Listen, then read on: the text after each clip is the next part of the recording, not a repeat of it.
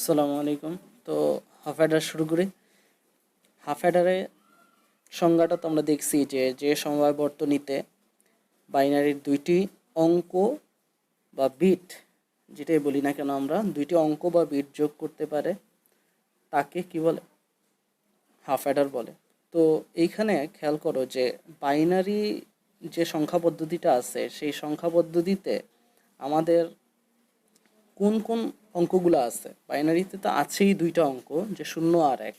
তো এই দুইটা অঙ্ক আমরা, দেখো, যদি কিনা দুইটা অঙ্ক নিয়েই আমরা যোগ করতে চাই এই 0 আর 1কে, তাহলে সর্বোচ্চ কতভাবে সাজাইতে পারি? দেখো, যে দুইটা অঙ্ক দোনোটাই কি হইতে পারে? 0 হইতে পারে। তারপর আবার কি, একটা 0 হইতে পারে, একটা 1 হইতে পারে।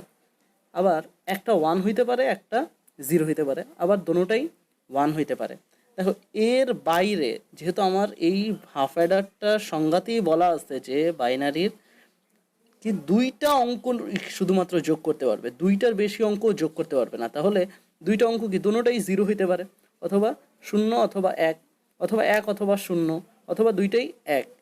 এই বাইরে তো আর কোনো আর অঙ্কও নাই যে 0 1, তারপরে 2, 2 তো ওর মধ্যে নাই, তো 2 তো আর আসবেই না। তাহলে সর্বোচ্চ এতভাবেই কিন্তু আমরা সাজাইতে পারবো। আর এইটাকেই আমরা এইভাবে বলি যে 2n সংখ্যক ইনপুট যদি হয় তাহলে আউটপুট আসে এই, সরি, যে তাহলে যত মানে যে কয়টা অঙ্ক আমরা সাজাইতে চাবো 2n, মানে n এর মান আমরা যদি সেটা বসাই, যেমন এখানে দুইটা অঙ্ক, তাহলে কি n এর মান যদি আমরা 2 বসাই তাহলে 2, তার মানে আসে কি 4। তো এটা আমি একটু লিখে রাখছি এখানে, যে এটা একটু যদি আমরা পড়ি তাহলেই আমরা বুঝতে পারবো যে 2 এর পাওয়ার হিসেবে বসালেই যা পাই ঠিক ততভাবেই কি ওদের সাজানো যায়। ঠিক আছে, এই জিনিসটা। তো এবার আসো যে বাইনারি হাফ অ্যাডার তো বাইনারিদেরকে যোগ করবে। তাহলে যোগ করলে যে কোনো একটা মান যদি আমরা যোগ করি, যেমন যেমন ধরি আমরা 5 আর 7 যদি কিনা যোগ করি, তাহলে 5 আর 7 যোগ করলে কত হয়? 12। 5 আর 7 12, 2 হাতে থাকে কত?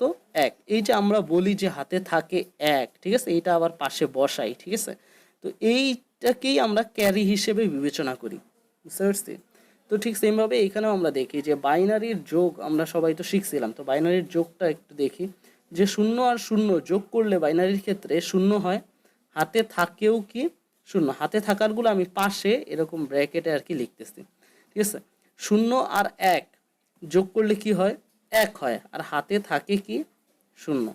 আবার 1 আর 0 যোগ করলে কি হয়? 1 হয়, আর হাতে থাকে কি? 0। 1 আর 1 যোগ করলে তো নর্মালি তো 2 হয়, কিন্তু 2কে তো আমরা বাইনারিতে আমরা 10 লিখি, তাই না? ওই, আর এটা কিন্তু আমরা বারবার ভালোভাবে বুঝছিলাম যে 1 আর 1 যোগ করলে 10 হয়, এভাবে মুখস্থ করছিলাম। 1 আর 1 যোগ করলে 10 হয়, 10-এর 0 হাতে থাকবে 1, 10-এর 0 হাতে থাকবে 1 বাইনারি যোগের ক্ষেত্রে, একটু খেয়াল করে দেখো। আর যদি কিনা বুঝতে চাও তাহলে 1 আর 1 তো 2, 2-এর বাইনারি তো 10, তাহলে 10-এর 0 হাতে থাকে 1, এইভাবে মনে রাখতে পারো। তো এই জিনিসটাই আমরা সত্যক সারণীতে উপস্থাপন করবো। তো সত্যক সারণীতে ইনপুট, এবার ইনপুট আর আউটপুট এই দুইটা জিনিস। তো ইনপুট কে কে, একটা ধরলাম, একটা বিটকে ধরলাম বা একটা অঙ্ককে ধরলাম এ, একটা অঙ্ককে ধরলাম বি। তো আমরা যেহেতু দুইটা দুইটা ইনপুট আছে, তাহলে দুইটাকে আমরা সর্বোচ্চ 4 ভাবে সাজাইতে পারি। তো 4 ভাবে কি কি? 0 0 1 1 0 1 0 1, এটা আমরা আগেও দেখছি। তো ওইভাবেই আমরা এটা লিখছি, ঠিক আছে। তো এর বাইরে দেখো, এর বাইরে তুমি আর কোনোভাবেই দুইটা অঙ্ককে এর থেকে আর কোনোভাবে বেশিভাবে সাজাইতে তুমি পারবা না। হয় দোনোটাই 0 হইতে পারবে, অথবা একটা 0 একটা 1, অথবা একটা 1 একটা 0, অথবা দুইটাই 1। এর বাইরে আর কোনোভাবে সাজানো যায় না। তো এইটাকে আমরা সংক্ষেপে লিখি, দুইটা 0 দুইটা 1 0 1 0 1, এভাবে করলেই আমাদের হয়ে যায়।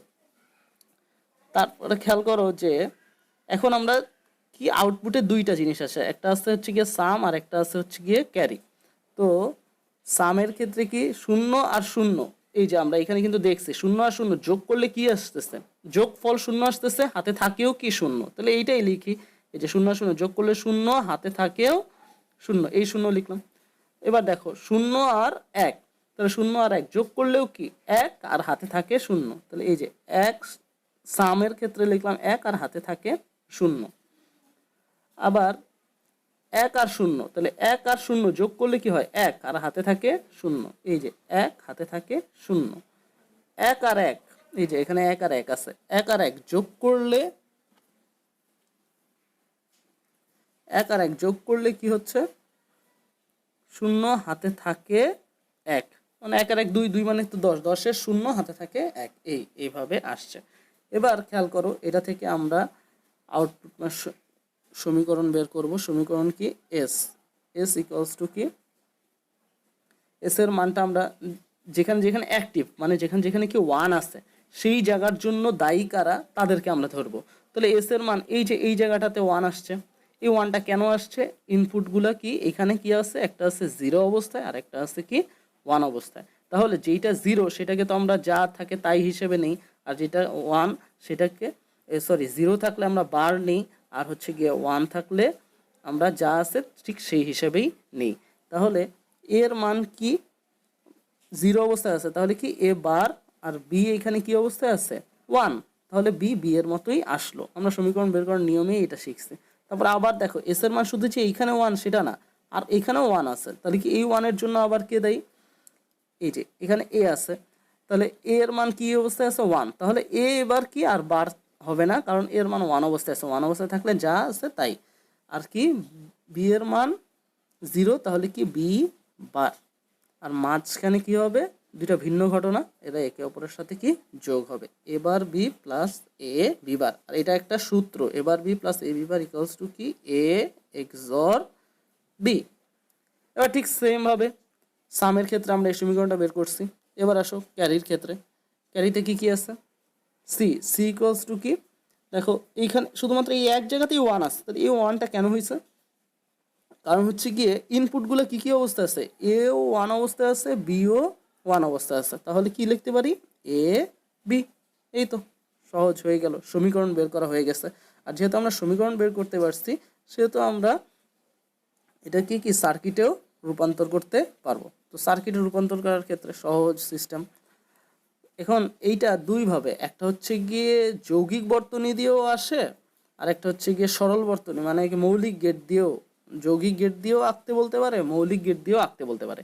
তো দেখো এ বার বি আর এ বি বার, আর এইখানে মাঝখানে আছে প্লাস, তাহলে এ বার তো নট গেট, এবার আর বি গুণ অবস্থায় আছে, তাহলে অ্যান্ড প্লাস, তাহলে প্লাস মানে হচ্ছে গিয়ে অর গেট, তারপর হচ্ছে গিয়ে এ আর বি বার গুণ অবস্থায় আছে, আর বি বার তো নট গেট।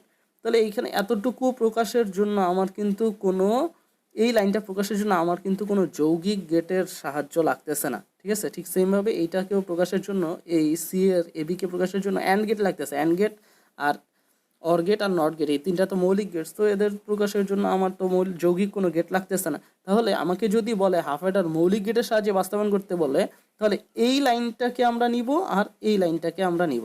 তাহলে দেখো এ আর বি এরকম দুইটা দাগ টান দিলাম। তাহলে আমরা যদি মৌলিক গেটের সাহায্যে নির্ণয় করি, গেট দিয়ে, মৌলিক গেট দিয়ে, তাহলে কি এখানে একটা নট গেট ঝুলা দিই, এখানে একটা নট গেট ঝুলা দিই, তাহলে দেখো এবার বি, তাহলে এই যে যেহেতু এইটা নট গেট আছে, তাহলে এইটা কি অবশ্যই এই দাগটা এ হইলে এই দাগটা কি এবার, তাহলে এবার আর বি, এই যে বি এরা অ্যান্ড অবস্থায় আছে, এই অ্যান্ড, আর তারপরেরটা কি এ বি বার, তাহলে এ থেকেই গেল, আর এই যে যেহেতু বি এই পাশের দাগটা, তাহলে বি বার অবশ্যই এই দাগটা হবে, এ বি বার, এই এরা অ্যান্ড হলো এবং এদের দুইজন একত্রে কি হবে অর, এই যে, তাহলে এইটা কি এ বার বি, আর এটা হচ্ছে কি এ বি বার, এরা দুইজন একত্রে অর, তাহলে অর হইলে কি এবার অর হওয়া মানে যোগ, এবার বি প্লাস এ বি বার। এখন নটের কাজ যে বার হওয়া, অ্যান্ডের কাজ যে গুণ হওয়া, অরের কাজ যে যোগ হওয়া, এইটা তো জানতে হবে স্টুডেন্টদেরকে, তা না হইলে তো ওরা বুঝবে না। এটা হচ্ছে কি এস, আর এটা হচ্ছে আবার এস এর মানটা আমরা বের করতে পারলাম। এবার সি কি, এই যে এ থেকে একটা আসলো বি থেকে, এরা দুইজন কি অবস্থায় আছে গুণ অবস্থায় আছে, তাহলে গুণের ক্ষেত্রে কোন গেট অ্যান্ড গেট, তাহলে এই যে অ্যান্ড গেট দিয়ে দিলাম এ বি, এই হয়ে গেল আমাদের সি। এটা হচ্ছে কি মৌলিক গেটের সাহায্যে আমাদের হাফ অ্যাডার নির্ণয়। তো মৌলিক গেট, এই যে নট গেটটা অনেকভাবেই এই চিত্রটা আঁকতে পারে। তো যেইটাই মানে বইয়ের যে কোনো রেফারেন্সই নাও না কেন সেটা সঠিকই আসছে। তো তোমরা যে কোনোটাই আঁকলেই হবে, এটা আঁকলেও হবে, বইয়েরগুলোও আঁকলেও হবে হাফ অ্যাডারের ক্ষেত্রে। তারপরে দেখো যদি কিনা আমাদের যৌগিক গেটের সাহায্যে আঁকতে বলে তাহলে একদম সহজ। যদি কিনা যৌগিক গেট ব্যবহার করতে পারি আমরা, তাহলে কি হবে? যৌগিক গেটের ক্ষেত্রে তো একদম সহজ, একটা এ নিব, একটা বি নিব। এখানে দেখো এ বার বি প্লাস এ বি বার কি এ এক্সর বি, তাহলে এই লাইনও যে মান প্রকাশ করে এটাও তো সেই মানই প্রকাশ করে। তাহলে এ আর বি থেকে এক্সর গেট তো আমরা সবাই দেখছি যে এ এক্সর বি। এই তো সি ইকুয়ালস টু কি লিখবো, এটা কি অ্যান্ড গেট, তাহলে কি এ বি। এই তো হয়ে গেছে। কারণ সি এর ক্ষেত্রে তার কোনো সমীকরণ নাই, এই একটা সমীকরণ নেই, তাহলে এইটাই কি, এইটাও হাফ অ্যাডার, এটাও হাফ অ্যাডার, একটা যৌগিক গেটের সাহায্যে, একটা মৌলিক গেটের সাহায্যে।